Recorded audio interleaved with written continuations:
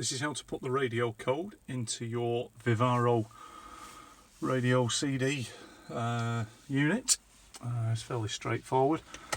Turn the ignition on. As you can see, it says safe.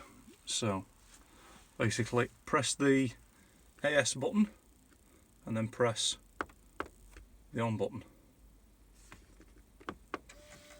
and you come up with your 10 options. So using 1, 2, 3 and 4, we're going to do the first number. So you press it once, it comes up 0, so we're going to go 5, 5, so we need to press it 6 times. 5, then button 2,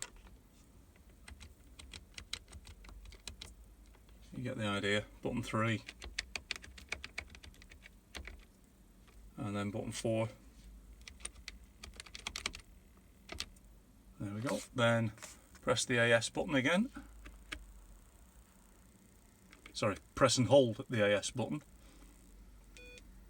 Beep, code, searching, and there we go. That's all there is to it. Thanks for watching. Like and subscribe.